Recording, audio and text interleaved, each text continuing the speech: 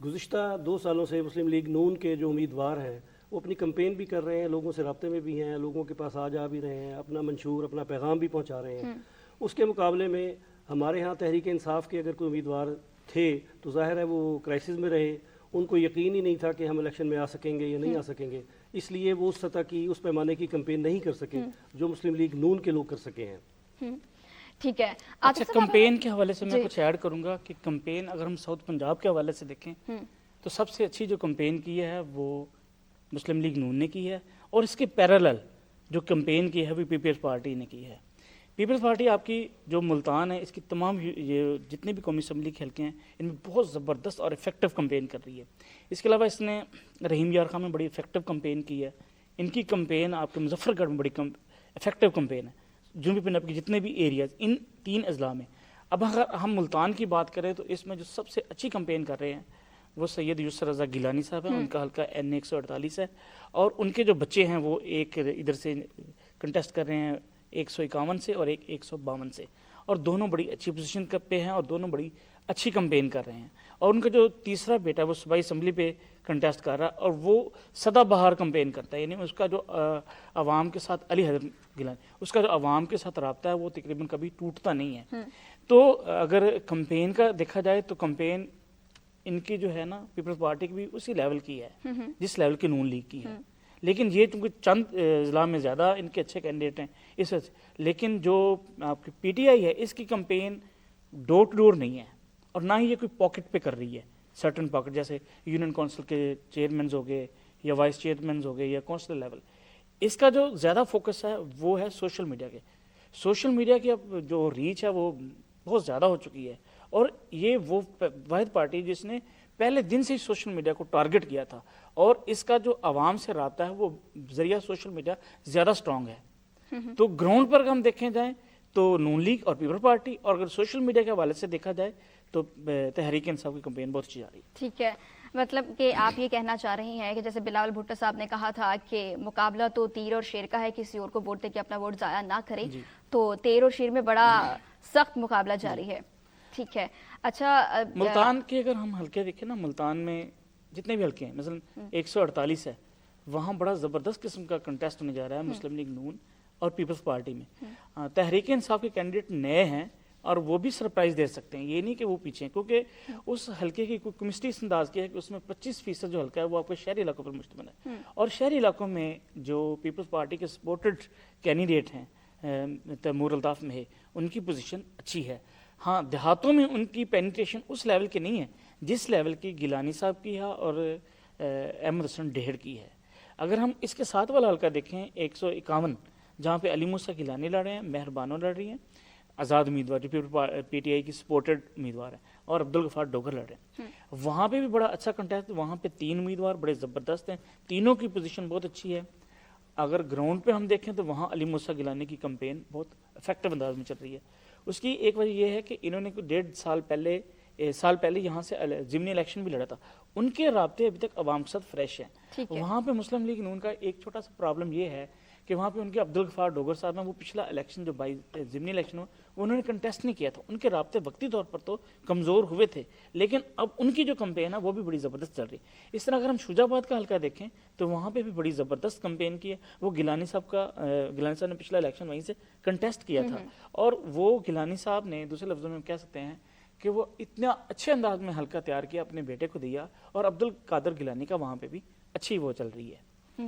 ٹھیک ہے، تو عاطف صاحب یہ بتائے گا کہ کسی بھی پارٹی کا منشور کتنا امپورٹنٹ ہوتا ہے؟ سب سے بڑی بات یہ ہوتی ہے کہ کب اس کو عوام کے سامنے لایا جائے تاکہ عوام خود کو تیار کر سکے کہ ہم نے اس پارٹی کو ووٹ ڈالنا ہے۔ دیکھیے منشور تو ہر پارٹی دیتی ہے اور بہت اچھا دیتی ہے نا، لیکن اصل بات ہوتی ہے امپلیمنٹیشن کی، اور وہ کون سی جماعت ایسی ہے کہ جو اپنے منشور پر پراپر امپلیمنٹ کرتی ہے۔ اب تک ہم نے جتنے بھی دیکھے ہیں ان میں کچھ ایسی یعنی کہ منشور میں چیزیں دی ہیں وہ دل نہیں مانتا کہ وہ چیزیں ایگزسٹ ہوں گی یا وہ لوگ امپلیمنٹ کر سکیں گے، جیسے اور آن دی اسپاٹ، یعنی کہ الیکشن سے کچھ دن پہلے آپ منشور عوام کے سامنے لے کے آ رہے ہیں۔ جی وہ پارٹیز رکھتی ہیں، پارٹیز کی کچھ مجبوری بھی ہوتی ہے اور ان کو بھی پتہ ہوتا ہے کہ یہ ہم نے عوام کو ایک سلوگن ہی دے رہے ہیں، ٹھیک ہے۔ اب جیسے 300 یونٹ والا جو ہے ابھی 300 یونٹ فری کریں گے، یہ لگ نہیں رہا کہ یہ اس طرح ہو سکے گا، کیونکہ بجلی کی جو پرائس ہے وہ اتنی زیادہ ہائی ہو چکی ہے، بہت زیادہ مسئلہ ہے. اور باقی کچھ چیزیں ایسی ہیں جو کچھ حد تک وہ امپلیمنٹ ہو جاتی ہیں، لیکن میرا نہیں خیال کہ عوام جو ہے وہ منشور کو دیکھ کے ووٹ کرتی ہے. ہاں اس بار جو پی ٹی آئی نے ووٹ منشور دیا ہے وہ ذرا تھوڑا سا ڈفرینٹ ہے، کیونکہ انہوں نے کہا کہ ہم ایسا مستقبل میں سیٹ اپ چینج کرنے جا رہے ہیں کہ وزیر اعظم جو ہے وہ ڈائریکٹ عوام سے ووٹ لیا کریں گے. تھوڑا سا یہ ہے ڈیبیٹیبل اس میں چیزیں ہیں، لیکن جو باقی جو ہیں وہ وعدے وہ ماضی میں بھی ہوتے رہے ہیں، اب بھی ہوئے ہیں. تو امپلیمنٹیشن ایکچولی وہ اور عوام کا میرا نہیں خیال پہ اس کے اوپر کوئی اتنا زیادہ وہ فوکس کرتی ہے. ٹھیک ہے. طاہر صاحب، عاطف صاحب نے منشور کی امپلیمنٹیشن کی بات کی، آپ کیا کہیں گے کون سی پارٹی ہے لگ رہا ہے کہ جو بول رہی ہے جو ان کے منشور میں شامل ہے اس پہ امپلیمنٹ بھی کرے گی؟ لیکن جی جو پاکستان کی گزشتہ تاریخ ہے اس میں تو جو بھی پارٹی برسر آئی ہے انہوں نے جو بھی منشور پیش کیا اس پہ عمل درآمد وہ نہیں کر سکے. اور اس کی وجہ اب شاید پاکستان کے مالی حالات بھی ہیں یا معاشی حالات بھی ہیں، ہمارے سیاسی حالات بھی ہیں اور بین الاقوامی حالات بھی ہیں، وہ تمام افیکٹ کرتے ہیں.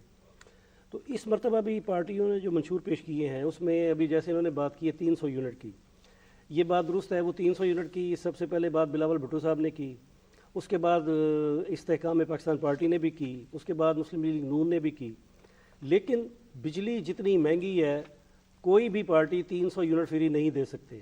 معاشی حالات کی صورتحال تو یہ ہے کہ ہم پوری دنیا کے مقروض ہیں، ہم اپنے لوگوں کو مہنگائی سے نجات نہیں دلا سکتے. پارٹیاں وعدہ کر لیتی ہیں، نعرے لگا لیتی ہیں، ووٹ لے لیتی ہیں اور اس کے بعد ظاہر ہے پھر عوام ان کے وعدوں کے پیچھے پیچھے اور پارٹیاں آگے آگے. تو یہ مجھے نہیں لگتا. منشور اہم ہے، بنیاد ہے. جب تک کوئی پارٹی اپنا منشور پیش نہیں کرے گی ظاہر پتہ نہیں چلتا ہے کہ اس نے مستقبل میں کیا کرنا ہے. تو پارٹیوں نے منشور تو بہت اچھے دیے ہیں، وہ پاکستان مسلم لیگ نون ہو، وہ پاکستان پیپلز پارٹی ہو، وہ تحریک انصاف ہو. بات ہے ان پہ عمل کرنے کی کہ عمل کون کرتا ہے. گزشتہ دورانیے میں تو ہمیں ایسا نظر نہیں آیا، اللہ کرے مستقبل میں وہ ایسا کر لیں. ٹھیک ہے. عاطف صاحب، آپ کیونکہ وہاڑی سے ہیں تو NE-156 مسلم لیگ نون سے امیدوار جو ہیں وہ چودھری نذیر احمد ہیں اور تحریک انصاف سے عائشہ نذیر بٹ ہیں اور جماعت اسلامی سے انم حمزہ ہیں، جبکہ تحریک لبیک اور پیپلز پارٹی سے کون آ رہا ہے اور آپ دیکھ رہے ہیں کہ ان میں سے کون زیادہ اسٹرانگ ہے کینڈیڈیٹ؟ اچھا، یہ جو حلقہ ہے یہ بھورے والا کا شہر کا حلقہ ہے. ٹھیک ہے. اور اس میں یہ ہے کہ ماضی میں یہ حلقہ جو ہے یہ جٹ برادری بھی جیتی رہی ہے اور یہ چودھری خاندان بھی جیتا رہا ہے. جٹ برادری سے مراد یہ آپ کی عائشہ جٹ اور اس کے جو والد تھے چودھری نذیر جٹ، اور دوسری سائڈ پہ چودھری نذیر احمد رائیں. ان کی پچھلی مرتبہ ان کا جو الیکشن ہوا تھا وہاں ان کے بھائی جیتے تھے مسلم لیگ نون کے ٹکٹ چودھری فقیر رائیں. اس بار چودھری نذیر رائیں خود الیکشن. چودھری نذیر رائیں جو ہیں یہ سیزن پولیٹیشین ہیں اور یہ زیادہ ایکسپیرینسڈ ہیں اور یہ ماضی میں بھی یہ حلقہ جیتتے آئے ہیں. ان کے اگینسٹ جو الیکشن لڑ رہی ہیں جو پی ٹی آئی سپورٹڈ ہیں وہ عائشہ نذیر جٹ ہیں اور عائشہ نذیر جٹ جو ہیں وہ بہت اچھی کینڈیڈیٹ ہیں. پچھلی مرتبہ ان کا یہ جو ہے یہ 14,000 کی لیڈ سے وہاں سے ہار گئی تھیں اور وہاں پہ 3 امیدوار تھے.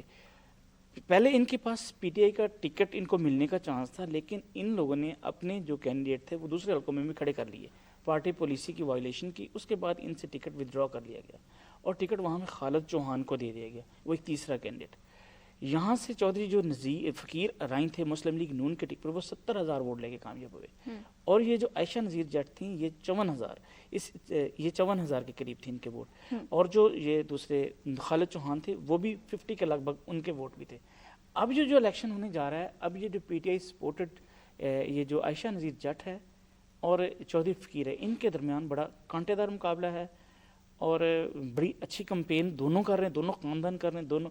اچھا، ان کی جو ایک دوسری سسٹر ہیں عارفہ نذیر جٹ، ڈاکٹر عارفہ نذیر، وہ بھی یہیں سے صوبائی اسمبلی کی ایک سیٹ پہ الیکشن لڑ رہی ہیں. تو وہاں پہ ایک یہ ہم کہہ سکتے ہیں کہ یہ اچھا مقابلہ ہوگا. وہاڑی کی ویسے تو 4 قومی اسمبلی کی سیٹیں اور 8 صوبائی اسمبلی کی سیٹیں ہیں. یہ وہاڑی کا برے والا پہ مشتمل پہلا حلقہ ہے. ماضی میں یہاں پچھلے الیکشن میں نون لیگ جیتی، اس بار بڑا اچھا کنٹیسٹ ہے. اور باقی حلقوں میں اوورال جو ضلع کی پوزیشن تھی یہ تھی کہ ضلع میں 4 اگر قومی اسمبلی تھی 2 مسلم لیگ نون جیتی تھی اور 2 یہ جیتی تھی پی ٹی آئی جیتی تھی. اس بار اور صوبائی اسمبلی کی اگر ان کی 8 نشستیں تھیں تو 4 مسلم لیگ نون جیتی تھی اور 4 پی ٹی آئی جیتی تھی.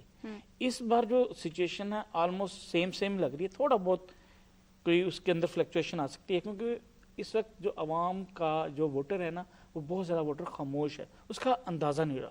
اگر تو وہ خاموش ووٹر جو ابھی اتنا انٹرسٹڈ نہیں ہے کمپین میں, اگر تو وہ ووٹ کاسٹ کرتا ہے تو جو ہے وہ نظر آ رہا ہے کہ جو آزاد امیدوار ہے ان کا پلڑا بھاری نظر آتا ہے تھوڑا سا, یہ ہم کہہ سکتے ہیں. ٹھیک ہے.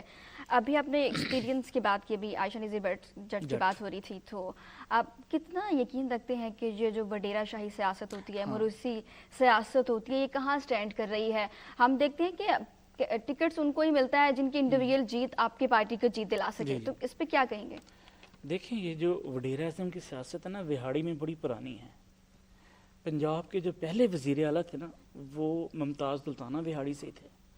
اب وہاڑی کی جو سیاست ہے وہاں پہ دلتانہ فیملی ڈومینیٹ کرتی ہے. اچھا اکیلی یہ ڈومینیٹ نہیں کرتی, اس کے ساتھ ایک کھچی خاندان ہے وہ بھی ڈومینیٹ کرتا رہا ہے. یہ دو خاندان تو بڑے پرانے خاندان ہیں, یعنی یہ پارٹیشن کے ٹائم سے اس وقت سے یہ ڈومینیٹ کر رہے ہیں وہاں کی پالیٹکس میں. ابھی بھی انہی کے بچے وہ سیاست میں انٹری انہی کے بچوں کی ہے اور ان کی پینیٹیشن عوام کے ساتھ ابھی بھی اچھی ہے.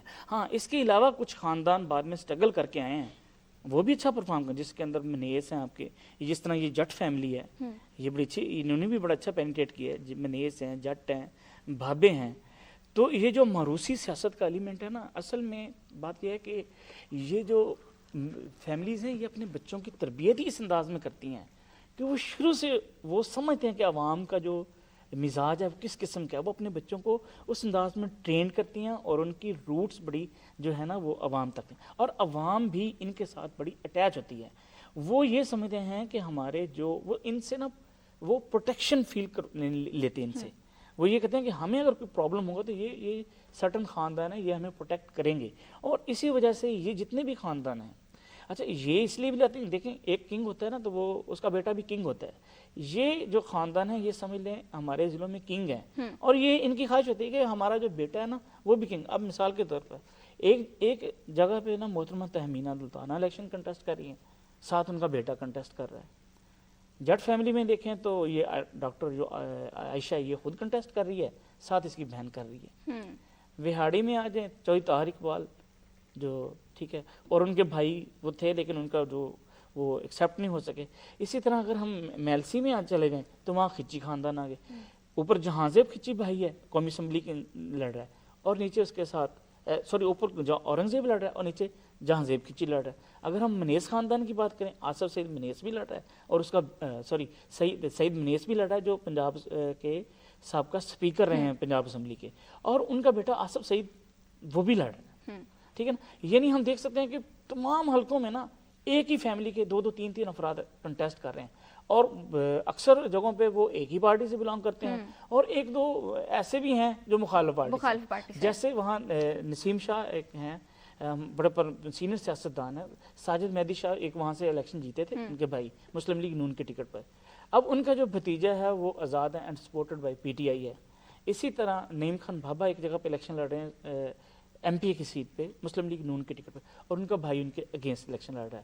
یعنی اس قسم کی کیمسٹری ہے. سیاست وہاڑی کی تقریباً 80% جو ہے نا یہ روایتی خاندانوں کے گرد ہی گھوم رہی ہے, اور انہی کے ہی پورے وہ جکڑا ہوا ہے سسٹم کو نا. ہاں نئے لوگ بھی آئے ہیں, نئے لوگوں نے وہاں پہ آ کے بڑی سٹرگل کی ہے, سٹرگل کے بعد وہ اپنا مقام بنا رہے ہیں. اس بار تھوڑا سا یہ جو ووٹر ہے نا اس بار تھوڑا سا پارٹی کی طرف بھی زیادہ جھکاؤ رکھتا ہے. وہ گرپ ان کی کمزور ہو رہی ہے, لیکن وہ اتنی زیادہ کمزور نہیں ہوئی. ابھی بھی سیاسی پارٹیوں کی بھی مجبوریاں ان لوگوں کو لینا, اور ان لوگوں کو بھی کچھ نہ حد تک پارٹیوں کی ضرورت ہوتی ہے کہ وہ اپنے جو اقتدار کو وہ گرپ کو مضبوط رکھ سکیں. ٹھیک ہے. طاہر صاحب ND144 خانیوال سید مختار حسین مسلم لیگ نون سے ہیں, پیپل پارٹی سے رانا عبدالرحمان ہے, جماعت اسلامی سے منظور حسین ہے, تحریک لبیک سے کون ہے اور تحریک انصاف سے کون ہے, اس پہ بات کریں گے, بتائیے گا. اور اس میں کون سا کینڈیڈیٹ آپ کو لگتا ہے کہ بہت اسٹرانگ ہے؟ اچھا نہیں 144 جو ہے یہ کبیر والے کا بیسیکلی حلقہ ہے. ٹھیک ہے. مسلم لیگ نون سے تو مختار شاہ صاحب ہیں, اور آزاد امیدوار جو ہیں سید فخر امام کے بیٹے عابد امام ہیں, اور وہاں پہ جو ہے نا پیپلز پارٹی سے صوبائی اسمبلی میں تو روبینہ گدیری ہیں, اور 144 میں بھی وہی روایتی سیاست ہے. بیرسٹر رضا ہتھراج آزاد حیثیت میں الیکشن لڑ رہے ہیں وہاں پہ, اور فخر امام اس مرتبہ الیکشن نہیں لڑ رہے تو ان کے بیٹے عابد امام الیکشن لڑ رہے ہیں. تو وہاں پہ بھی بیسیکلی ہماری جو گاؤں لیول کی جو سیاست ہے وہاں پہ پارٹیوں سے زیادہ گروپس کی جو ہے وہ زیادہ سیاست ہوتی ہے، ان کا ہولڈ زیادہ ہوتا ہے. تو روایتی سیاست وہی بیرسٹر رضا حیات حراج کا حراج ہو گیا خاندان اور حراج گروپ ہو گیا، دوسری طرف سید گروپ ہو گیا. تو فخر امام صاحب بھی بڑی کوشش اور کاوش میں ہے، بڑا نام ہے فخر امام کا سیاست میں. اس مرتبہ انہوں نے اپنے بیٹے کو موقع دیا کہ وہ آگے آئیں، اور ان کے ساتھ سید حسین جانیہ گردیزی جو بے شمار مرتبہ کبیر والا سے ایم پی اے بھی منتخب ہوئے ہیں اور صوبائی وزیر بھی رہے ہیں. لیکن سید حسین جانیہ گردیزی صاحب کے مقابلے میں انہی کے خاندان سے سیدہ روبینہ گردیزی جو ہیں وہ پیپلز پارٹی کے پلیٹ فارم سے الیکشن لڑ رہی ہیں. تو وہاں پہ صورتحال تھوڑی ڈیفرنٹ ہے، مقابلہ ہے. اور مسلم لیگ نون کی طرف سے مختار شاہ صاحب ہیں، وہ بھی ایک سیاسی فگر تو ہیں. ان کے ساتھ رانا عرفان محمود جو ہیں مسلم لیگ نون سے ایم پی اے ہیں، اور ان کے ساتھ وہاں پہ جو پہلے صورتحال تھی کہ دو خاندانوں کی وہاں پہ حکومت ہے اور دو خاندانوں کی وہاں پہ چلتی ہے علاقے میں. سید مختار شاہ صاحب کا تعلق بھی بنیادی طور پہ سید فیملی سے ہی ہے، سید خاندان سے ہے. تو ممکن ہے کہ سید خاندان کو وہ ڈومینیٹ کر دیں اور بیرسٹر رضا حیات حراج صاحب بہتر ہو جائیں. لیکن مقابلہ وہاں بڑا ٹف ہے، بڑا سخت ہے. عابد امام صاحب دن رات کوشش میں ہیں، ظاہر ہے ینگ بلڈ ہے، نیا خون ہے، نئی سوچ ہے، نئی فکر ہے، تو وہ حلقے میں نظر آتے ہیں. تو یہ بات درست ہے کہ بنیادی طور پہ گاؤں لیول پہ جو ہے ہمارے ہاں پارٹیوں سے زیادہ گروپس کی جو ہے وہ حکمرانی ہے، یہ چلتی ہے ان کی. اور پارٹیوں کی جیسا کہ عاطف صاحب نے فرمایا، یہ واقعی بات درست ہے کہ پارٹیوں کی مجبوری ہے کہ ایسے لوگوں کو وہ اپنے ساتھ شامل کریں، انہیں ٹکٹ دیں جن کی انڈیویجول جیت آپ کی جیت ہو. ہاں جی. ٹھیک ہے، مقابلہ بڑا سخت ہے، اور ہم دیکھ رہے ہیں کہ اس الیکشن میں آزاد امیدوار بڑی اہمیت کے حامل ہیں.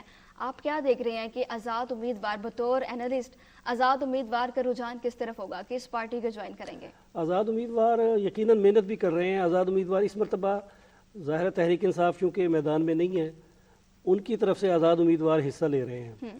تو وہ ایک تحریک انصاف کا ایک بہت بڑا ووٹ بینک موجود ہے، ظاہر ہے اس نے بھی میدان میں آنا ہے اور اپنا فیصلہ کرنا ہے. آزاد امیدوار جب الیکشن ہو جائیں گے مکمل اور جیتنے والے آزاد امیدوار، پاکستان کی جو روایت رہی ہے اور ہمارے ہاں کی جو سیاست رہی ہے، وہ میکسیمم حکومتی پارٹی میں جاتے ہیں کہ جہاں جو پارٹی حکومت بنا رہی ہوتی ہے، تشکیل پا رہی ہوتی ہے، تو انہوں نے وہاں پہ جانا ہوتا ہے. وہ بظاہر ان کا ماٹو بھی یہی ہوتا ہے، ان کا لوگوں سے وعدہ بھی یہ ہوتا ہے کہ ہم جیتنے کے بعد حکومتی پارٹی میں جائیں گے تاکہ اپنے علاقے کی ترقی کے لیے، لوگوں کی بہبود کے لیے ہم کام کر سکیں. ٹھیک ہے، بالکل ایسی بات ہے کہ جیسے ہم دیکھ رہے ہیں کہ نون لیگ نے جو ہے وہ الیکشن قریب آتے ہی سادہ اکثریت پر نظریں جما لی ہیں. پیپلز پارٹی نے پی ٹی آئی کے ووٹ بینک اور آزاد امیدواروں پر نظریں جما لی ہیں، اور آزاد امیدوار بڑی اہمیت کے حامل ہیں. تو عاطف صاحب، آپ نے ابھی ہم بات کر رہے تھے خواتین کی، تو الیکشن میں خواتین کا کیا کردار ہے اس الیکشن میں؟ ہم کس بنیاد پر ان کو ووٹ دیں؟ دیکھیں، وہاڑی میں نا میجر سیٹوں پر 3 جو خواتین ہیں وہ کنٹیسٹ، جماعت اسلامی سے انم حمزہ ہیں، جی ہنم وہ، اور ادھر سے عارفہ نزید جٹ ہیں، اور ان کی سسٹر ہیں، اور محترمہ حمینہ دلتان ہیں. اچھے کینڈیڈیٹس ہیں اور ووکل ہیں. وہاڑی کے ٹوٹل جو صوبائی اسمبلی کے 8 حلقے ہیں نا، ان میں ہم اگر کمپیریزن دیکھیں نا ووٹوں کا، تو ہر صوبائی حلقے میں ایوریج 25,000 ووٹ خواتین کا کم ہے رجسٹرڈ ووٹ. یعنی اگر ایک جگہ پہ 2.5 لاکھ ووٹ ہے ایک صوبائی اسمبلی کی سیٹ کا، تو وہاں پہ 2,25,000 جو ہے نا، اس میں سے وہ جو 25,000 ووٹ ہے نا وہ خواتین کا کم ہے. ایوریج ہم دیکھا جائے تو خواتین کا تو رول صاف ظاہر ہے ہی ہے. اس میں ایک چیز اور اس بار جو میں سمجھتا ہوں کہ چیز ہوگی، خواتین کی بھی نا بڑی زبردست قسم کی ایکسیس ہے سوشل میڈیا پہ. خواتین ماضی میں اتنی سیاسی ذہن نہیں رکھتے تھے، اب ایک عام عورت بڑا انٹرسٹ ہے. ایک دور تھا کہ یہ خواتین کی جو اکثریت تھی وہ ڈراموں کی طرف زیادہ مائل ہوتی تھی. عوام یہ کہتی ہے کہ نسبت اس کے کہ ہم خواتین کو ووٹ دیں اور اس کے مقابلے میں اگر کوئی میل کینڈیڈیٹ ہے اس کو ووٹ دیا جائے، کیونکہ وہ بآسانی طریقے سے ان کے مسائل حل کر پائیں گے بنسبت خواتین کے. تو کیا اس چیز میں کتنی حقیقت ہے؟ اچھا، ووٹر 2 قسم کے ہوتے ہیں. ایک تو جس طرح ہے نا کہ پولیٹیکل پارٹیز کو فوکس کرتے ہیں کہ میں نے فلاں پارٹی کو ووٹ دینا. ایک ووٹر دوسرا ہوتا ہے کہ وہ جو ہوتا ہے نا وہ گروپس کو اٹیچ ہوتا ہے، اس کی سرٹن افیلیشن ہوتی ہے سرٹن لوگوں کے ساتھ، وہ چیزوں کو یہ دیکھتے ہیں. اب یہ جو پارٹی کا ووٹ ہوتا ہے نا، وہ اس چیز کو نہیں دیکھتا کہ بھئی میرا یہ تھانے کا کام کروا دے گا, کچہری کا کروا دے گا, یا سیوری کا کروا دے گا, یا فلاں. ان کی یہ نہیں ہوتی. وہ تو نہیں دیکھے گا, وہ چاہے وہاں لیڈیز یعنی کہ کوئی وومن کنٹیسٹ کر رہی ہے یا مرد کر رہے ہیں, وہ تو ووٹ کرے گا. ہاں وہ ایسے لوگ جو اپنے مخصوص کام کرواتے ہیں ان سے, یعنی کہ گلی محلے کے کروا لیے, جو بھی تھانہ کچہری کروا لیے, وہ فوکس کرتے ہیں, یا جاب لینی وہ فوکس کرتے ہیں. ان کی چوائس یہ ہوتی ہے کہ یہاں پہ لیڈیز نہ ہوں, جینٹس لڑ رہے ہوں. جیسے یہ ہمارے نتاشا دلتانہ بھی ہڈی سے کنٹیسٹ کیا کرتی تھیں, 2-3 مرتبہ انہوں نے کنٹیسٹ کیا, وہ نہیں ون کر سکیں, تو وہ الیکٹورل پر اس بار وہ نہیں کنٹیسٹ کر رہی. اچھا, انہی کے ایک بھائی تھے, وہ قومی اسمبلی کے وہاں سے MNA بنے تھے. اب فرق وہاں پہ کیا آیا کہ وہاں کی جو آبادی تھی, جو ایک بڑی آبادی تھی, وہ سوچتی تھی کہ ان کو ساتھ لے جا کے ہمیں کام کروانا زیادہ مشکل ہے. جب ان کے بھائی عظیم دلتانہ زندہ تھے اور وہ ممبر تھے, تو ان کو وہ اپروچ کرنا زیادہ آسان تھا. اور دوسری بات یہ ہے کہ جو فیمیل پولیٹیشنز ہیں, ان کا رابطہ عوام کے ساتھ اتنا نہیں ہوتا.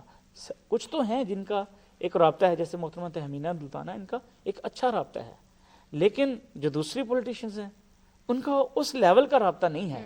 اور اس وجہ سے بھی لوگ تھوڑا سا فرق تو پڑتا ہے کہ بھئی جب ہمیں ان سے ہماری ایکسیس نہیں ہوگی, ہمیں جب ان کی ضرورت ہوگی تو یہ ہمارے درمیان ہوں گی نہیں, جب اپنے مسئلہ مسائل ڈسکس نہیں کر پائیں گے تو وہ ان کو پھر ہچکچاہٹ ضرور ہوتی ہے. پھر وہ اپنا جو فیصلہ ہے نا, وہ اپنے پرسنل مفادات کو دیکھ کر بھی وہ رکھتے ہیں کہ بھئی اس کینڈیڈیٹ سے ہمیں, اس پر ہماری ایکسیس ہے اور اس کو ہم جو ہے وہ اسے ہم ووٹ کاسٹ کریں گے. یہ چیز ہوتی ہے, انٹرسٹ دیکھ کر ہی کام کیے جاتے ہیں. تو طاہر صاحب, NE-145 مسلم لیگ نون سے محمد خان ڈاہا ہیں, اور جماعت اسلامی سے چودھری عبدالحمید ہیں, جبکہ یہاں پر تحریک لبیک, تحریک انصاف کا خانہ خالی ہے. یہاں پر کون آ رہا ہے؟ نہیں, تحریک انصاف کے امیدوار جو ہیں خانیوال سے NA پہ, وہ کرنل عابد کھگا صاحب کلیم کرتے ہیں. چونکہ ہمارے ہاں یہ کافی عرصے سے نا یہ جنگ چل رہی ہے کہ تحریک انصاف کا اصل امیدوار کون ہے. قبل ازیں ہمارے ہاں حراج خاندان, حراج گروپ, سردار حامد یار حراج جو ہیں وہ ہمارے ہاں سے MP رہے, اس سے پہلے وہ MNA بھی رہے. سردار احمد یار حراج صاحب جو ہیں وہ ضلع ناظم رہے, اور اس کے بعد وہ وزیر اعظم کے مشیر بھی رہے. تو وہ تحریک انصاف میں شامل رہے. اب جب تحریک انصاف کی حکومت ختم ہو گئی تو اس کے بعد پھر وہ پس منظر میں چلے گئے, خاموش ہو گئے, اور اس کے بعد کافی عرصہ وہ پولیٹکس میں نظر نہیں آئے. کافی عرصے کے بعد اب وہ دوبارہ نظر آئے ہیں اپنے حلقے میں اور کمپین کرتے ہوئے. اس کے مقابلے میں محمد خان ڈاہا صاحب جو ہیں وہ نون لیگ کے پہلے 2 مرتبہ وہ MNA بن چکے ہیں, اور ان کا ایک طویل عرصے سے عوام کے ساتھ رابطہ ہے. ان کے جو والد ہیں حاجی عرفان ڈاہا صاحب, وہ کوئی 5-6 مرتبہ صوبائی اسمبلی کے ممبر منتخب ہو چکے ہیں نون لیگ کے پلیٹ فارم سے, اور وہ صوبائی وزیر بھی رہے. تو ظاہر ہے ان کی ہمت, ان کی کوشش, ان کا عوامی رابطہ جو ہے وہ محمد خان ڈاہا کے لیے بڑا کامیاب وہ جا رہا ہے. تو بظاہر تحریک انصاف والوں کا تو طے ہی نہیں ہو پا رہا بھئی امیدوار کون ہوگا. بھئی سردار حامد یار حراج صاحب جو آزاد حیثیت میں الیکشن لڑ رہے ہیں, وہ تحریک انصاف کے امیدوار ہوں گے یا کرنل عابد کھگا صاحب ہوں گے. اچھا, پھر وہاں پہ ایک مقامی سطح پہ ایک جنگ یہ ہوتی ہے کہ وہ اپنی ویب سائٹ دکھاتے ہیں. کوئی تحریک انصاف کی ویب سائٹ پہ میرا نام ہے, وہ کہتے ہیں نہیں ہمارا ہے. وہ کبھی نام سکپ ہو جاتا ہے, کبھی آ جاتا ہے. تو جو ہے نا تحریک لبیک کے وہ رانا وکیل صاحب امیدوار ہیں, وہ بھی اپنی کمپین کر رہے ہیں, ڈور ٹو ڈور جا بھی رہے ہیں, کارنر میٹنگز بھی کر رہے ہیں. جماعت اسلامی کے رانا عبدالحمید صاحب ہیں, وہ بھی اپنی کمپین کر رہے ہیں. لیکن مجموعی طور پہ کمپین کا جو ایک امپیکٹ ہے وہ مسلم لیگ نون کا نظر آتا ہے, آزاد امیدوار حامد یار حراج اور احمد یار حراج کا نظر آتا ہے, اور کرنل عابد کھگا صاحب, ماہر عمران پرویز دھول صاحب, ان کا بھی نظر آتا ہے. کوشش میں سب ہیں, میدان سجا دیا گیا ہے, ہمت کر رہے ہیں, اور اس میں بڑا اہم رول ظاہر ہے سوشل میڈیا کا ہے. ابھی تک دیکھیں جو اعداد و شمار ہے اس میں 23% لوگ جو ہیں وہ ہمارے ہاں سوشل میڈیا یوز کرتے ہیں. اس کی روشنی میں اگر دیکھا جائے اب گاؤں لیول پہ بھی ویسے یہ شعور بیدار ہو چکا ہے, لیکن اس کے باوجود میں یہ سمجھتا ہوں کہ جو امیدوار زیادہ سے زیادہ عوام تک رسائی حاصل کر لے گا وہ کامیابی کے قریب آ جائے گا. مجموعی طور پہ خانیوال ایک ہمیشہ سے مسلم لیگ نون کا شہر کہا جاتا ہے کہ بھئی مسلم لیگ نون کے وہاں ووٹر زیادہ ہیں. تو اس وقت بھی چونکہ مسلم لیگ نون کی کمپین بہت عرصے سے چل رہی ہے وہاں پہ نا, محمد خان ڈاہا صاحب, حاجی عرفان ڈاہا صاحب صوبائی اسمبلی پہ امیدوار ہیں, رانا محمد سلیم حنیف صاحب وہ بھی, اور دوسرے حلقے میں ان کے ساتھ جو ہیں وہ اسامہ فضل صاحب ہیں، وہ بھی، یہ سب لوگ اپنی اپنی کمپین کر رہے ہیں. لیکن دورانیہ نون لیگ کا زیادہ ہے، قربت عوام کے ساتھ ان کی زیادہ ہے، تو لگتا ہے کہ ان کی پوزیشن بہتر ہوگی. لیکن کوشش میں تو ظاہر ہے کوئی بھی کمی نہیں چھوڑتا. ٹھیک ہے، میرا آپ سے وہی سوال ہے جو عاطف صاحب سے تھا کہ یہ جو میدان سجا ہے اس میں خواتین بھی شامل ہیں، تو ملک کی بھاگ دوڑ اور ترقی میں خواتین کا کیا کردار ہے کہ اس بیس پر ان کو ووٹ دیا جائے؟ خواتین کا یقیناً پاکستانی سیاست میں بڑا اہم رول ہے، اور گراس روٹ لیول پہ تو بہت زیادہ. ہمارے ہاں ابھی تک خواتین کسی ایم این اے یا ایم پی اے کی سیٹ پہ آئی تو نہیں ہے. ہاں ہمارے ساتھ ایک حلقہ ہے 209، وہاں سے شاہد احمد ملکہ جو ہے وہ پہلے تحریک انصاف کی اسپیشل سیٹس پہ وہ ایم پی اے بھی رہی ہیں. انہوں نے کاغذات سبمٹ کروائے تھے، پہلے ان کا نشان کا مسئلہ رہا، اب لاسٹلی ان کا وہ نشان کا مسئلہ تو حل ہو گیا ہے. اب ان کا کلیم ہے کہ میں تحریک انصاف کی امیدوار ہوں، لیکن اس کے مقابلے میں ہمایوں خان جو ہیں وہ تحریک انصاف کے پلیٹ فارم سے وہ کافی عرصے سے کام کر رہے ہیں، اور ویب سائٹ پہ بھی ان کا نام موجود ہے. اب دیکھیے یہ تو ووٹر نے فیصلہ کرنا ہے کہ تحریک انصاف کا امیدوار کون ہے اور ہم نے کس کو ووٹ دینا ہے. لیکن خواتین کا رول ہے بڑا اہم. گھروں میں بطور ووٹر خواتین کا گھروں سے نکلنا، پولنگ اسٹیشن تک جانا، ووٹ ڈالنا، یہ اہم ہے. ہمارے ہاں خواتین کے ووٹرز اور مردوں کے ووٹرز میں کوئی زیادہ فرق نہیں ہے، معمولی سا فرق ہے، برابر برابر ہے تقریباً. تو خواتین اگر گھروں سے نکلیں گی، ووٹ ڈالیں گی، تو یقیناً ہمارا ٹرن آؤٹ بہت اچھا ہو جائے گا. اور اگر خواتین اپنے چولہے کے جلاتی رہیں اور کھانے پینے میں مشغول رہیں تو ظاہر ٹرن آؤٹ کافی کم ہو جائے گا. اچھا، وہاڑی کی پولیٹکس میں اس بار خواتین کا رول بڑا اہم ہے. اس طرح آپ کا جو برے والا حلقہ ہے 156، ٹھیک ہے، اس میں عائشہ نذیر جٹ ایک پوٹینشیل کینڈیڈیٹ ہے. اس کے ساتھ والا حلقہ 157، وہاں پہ اعجاز بندیشہ کی وائف سبین بندیشہ وہ الیکشن لڑی، بڑی پوٹینشیل کینڈیڈیٹ ہیں and supported by P T I. اس کے آگے وہاڑی آ جائے تو وہاڑی محترمہ تہمینہ دلتانہ مسلم لیگ نون کی امیدوار ہیں. یعنی یہ تینوں خواتین امیدوار ایسی ہیں یہ الیکشن جیت بھی سکتی ہیں، یعنی یہ اس لیول پہ کھڑی ہیں. ایک بات آپ نے کی تھی کہ خواتین جب الیکشن کنٹیسٹ کرتی ہیں تو ووٹر کیا سوچتا ہے. مثلا یہاں سے جو سبین بندیشہ جو سپورٹڈ بائی پی ٹی آئی ہیں، ان کے جو خامند ہیں اعجاز بندیشہ، یہ یہاں سے صوبائی اسمبلی کے امیدوار بنے تھے پچھلے الیکشن میں. ٹھیک ہے، اس بار ان کے نومینیشن پیپر ایکسیپٹ نہیں ہوئے تو ان کی وائف میدان میں آ گئی. اب لوگوں کے ذہنوں میں یہ کنفیوژن ہے کہ بھئی اعجاز بندیشہ کو تو ہم ایکسیس تھی ہماری، ان کی وائف کے ساتھ ہماری ایکسیس کیسے ہوگی، مشکل ہو جائے گی نا. بلا شبہ ان کی جو کمپین ہے وہ تو چل رہی ہے، لیکن اچھا ان کو کیونکہ پی ٹی آئی کے ووٹر کی سپورٹ ہے، اور اگر اس دن ان کا ووٹر نکلتا ہے تو وہ ایک اچھا کنٹیسٹ بن جائے گا وہاں پہ بھی. تو وہاڑی کی 3 قومی اسمبلی کی سیٹوں پہ کہا جا سکتا ہے کہ وومنس ون کر سکتی ہیں.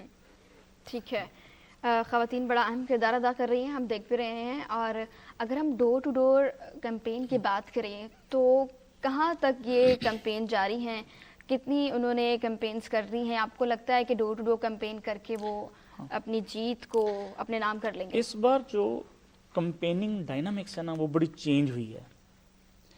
پہلی بات تو یہ تھی کہ پہلے تو انسرٹینٹی تھی الیکشن ہوتے ہیں یا نہیں ہوتے، الیکشن اناؤنس بھی ہو گئے، پھر بھی کبھی کوئی مسئلہ کبھی کوئی مسئلہ، کبھی اینڈ تک کنفیوژن رہی. اب تو خیر کنفیوژن نہیں ہے، اب تو بیلٹ پیپر چھپ گئے ہیں، اب کوئی مسئلہ نہیں ہے. اس وجہ سے جس مرضی جماعت کے امیدوار تھے انہوں نے وہ کمپین نہیں کی جس طرح ان کو کمپین کرنی چاہیے تھی. اچھا، اب کنفیوژن کی وجہ سے ان کے پاس ٹائم رہ گیا شارٹ. اب ٹائم شارٹ رہنے کی وجہ سے وہ ڈور ٹو ڈور تو کمپین کر ہی نہیں سک رہے. اب انہوں نے کیا کیا ہے، اب وہ کسی بھی گاؤں میں، کسی محلے میں یا کسی علاقے میں نوٹیبلز کے پاس جاتے ہیں. ماضی کا کوئی یونین کونسل کا چیئرمین ہے، وائس چیئرمین ہے، کونسلر ہے، یا کسی برادری کا کوئی بڑا ہے. اب چونکہ ان کے پاس ٹائم نہیں ہے، ایک حلقہ جو ہے نا اس میں کم از کم 25-26 یونین کونسل ہوتی ہیں قومی اسمبلی کی، اور اس کی کم از کم 5.5 لاکھ کی آبادی ہوتی ہے، اور ڈور ٹو ڈور جانا یہ ممکن نہیں ہے کیونکہ ٹائم شارٹ ہے. اس وجہ سے اب یہ لوگ ٹارگٹ کر رہے ہیں مخصوص پاکٹس کو، اور ہر جو نوٹیبل ہوتا ہے نا دیہات میں ان کے پاس ووٹ ہوتے ہیں، ان کی برادری ان کو سپورٹ کر رہی ہوتی ہے. تو ہم یہ کہہ سکتے ہیں کہ اس بار ڈائنامکس چینج ہے. सोशल मीडिया कैंपेन भी तो इसीलिए शुरू की गई है ना, ताकि लोगों को एंगेज कर सके। सोशल मीडिया जहाँ नहीं कैंपेन जा- में ये है कि जा पा एक रहे। आपका एक इनफरादी वो है, आपका टच रहते हैं, आप अपना मैसेज जो है वो Convey कर रहे हैं। मतलब सोशल मीडिया साइट्स के थ्रू आपका मैसेज रिपीटेडली जा रहा है और विद इन नो टाइम जा रहा है, जिस वक्त मतलब आपको फौरन आपको फीडबैक भी मिलता है। क्योंकि सोशल मीडिया तो एक ऐसा प्लेटफॉर्म है ना जहाँ आप अवाम को बड़ा ना उसके आसानी अंदर से इंगेज वक्त कर पर रहे कर हैं, सकते हैं। वोटर को आप उसके थ्रू इंगेज कर रहे हैं और वोटर की आप तक एक्सेस है। फर्ज कि अगर एक बंदे का अकाउंट एक पर्टिकुलर सोशल मीडिया साइट पे मौजूद है, तो वहाँ से अपना अगर कोई मैसेज वो देता है तो वो जो उनके ऑडियंस हैं, जो उनके जो वोटर हैं, वो प्रॉम्प्ट उस पर फीडबैक भी देते हैं। अगर उनकी कोई क्वेरीज हैं तो वो अपनी क्वेरीज उनसे पूछते हैं। ठीक है। तो इस तरह अब ये वो डोर टू डोर कैंपेन का जो कमी थी वो ये इस चीज ने पूरी की है, ठीक है। क्योंकि उनका जो राब्ता है वो मजबूत हुआ है। ठीक है नाज़रीन, इलेक्शन की तैयारियां भरपूर तरीके से जारी हैं और आखिरी गेड़ लग चुका है। तमाम सियासी पार्टीज़ हैं वो बड़ी पुरुमीद भी हैं और बड़ी मेहनत से काम कर रही हैं। देखना यह है कि 8 फरवरी को कैसा फैसला आता है, किसके हाथ में आता है। नाज़रीन, इसके अलावा हम अगर बात करें इसराइल की, तो इसराइल की बर्बरियत और उसकी जहरियत अभी भी जारी है और इसराइल ने फ़लस्तीन के जो कैदी हैं उनको छोड़ने का अभी भी फैसला कायम रखा हुआ है। वो कह रहा है कि वो फ़लस्तीन के कैदियों को नहीं छोड़ेगा। इस पर बात कर लेते हैं। आतिफ साहब क्या कहेंगे, इसराइल की जितनी भी अभी तक जालिमाना कार्रवाइयाँ जारी हैं, क्या हम इसके कहाँ खड़े हैं इस वक्त? देखिए, हम बड़े जो है ना मुसलमान तबका बड़ा मुसीबत में है। वहाँ हो क्या रहा है, ये जो गज़ा है इसकी 23 लाख के करीब आबादी है, इसकी तकरीबन 18 लाख लोग वहाँ पे मुतासर हो चुके हैं और कोई 30 लाख के करीब लोग वहाँ पे शहीद हो चुके हैं और 70-80 लाख जो हैं वो ज़ख्मी हैं। अच्छा, ज़ख्मियों में आपके बच्चे और औरतों की बहुत बड़ी तादाद है। उनके पास यहाँ हालत ये होगी, पिछले दिनों मैं एक यूनाइटेड नेशन की एक रिपोर्ट पढ़ रहा था, फूड एंड ऑर्गेनाइजेशन डिपार्टमेंट की का है उसकी, वो कह रहा है कि आपके जो वहाँ पे 10 बंदे हैं उनमें से 9 बंदों को एक दिन का खाना मिलता है, एक दिन का नहीं मिल रहा, नहीं मिलता। यानी अब वो वहाँ पे जो चैलेंज है वो खुराक का चैलेंज है वो। अच्छा, गज़ा शहर में क्या है, 35 अस्पताल हैं, लेकिन 25-26 डिस्ट्रॉय हो चुके हैं। 70 के करीब वहाँ पे डिस्पेंसरीज हैं उस शहर के अंदर जो काम कर रही हैं और उनकी भी बड़ी हालत ख़राब है। स्कूल उनके बंद हो चुके हैं, स्कूल्स बंद हो चुके हैं। ठीक है, इतनी वहाँ पे टेंशन है कि वो बयान नहीं की जा सकती। हालात इतने खराब हैं कि उसको और जिंदगी का नाम नहीं दे सकते। इसमें जो उनका एक मुकदमा इंटरनेशनल कोर्ट ऑफ जस्टिस की अदालत में लड़ा गया वो बड़ा ज़बरदस्त था, ठीक है ना। चाहिए तो ये था कि हमारे जो मुसलमान ममालिक हैं वो आगे बढ़ के आते और ज़्यादा कम्प्रीहेंसिव अंदाज में इस इशू को हाईलाइट करते, लेकिन अफसोस कि वो उस जिस अंदाज में जितना वो जुल्म हो रहा है उसकी इंटेंसिटी देख के मुस्लिम ममालिक ने इतना अच्छा रोल प्ले नहीं कर सके जो उनको करना चाहिए था। लेकिन आप सब उनको खुराक या कोई और चीज़ें तो आप सपोर्ट कर रहे हैं, अखलाकी इमदाद भी कर रहे हैं, फाइस भी आप हल्की फुल्की उठा रहे हैं, लेकिन जो एक कम्प्रीहेंसिव आवाज़ थी वो हमारे प्लेटफॉर्म से नहीं उठी। ठीक है ताई साहब, फ़लस्तीन इसराइल के बारे में क्या कहेंगे आप, हमारे पास क्या हल मौजूद है इसका?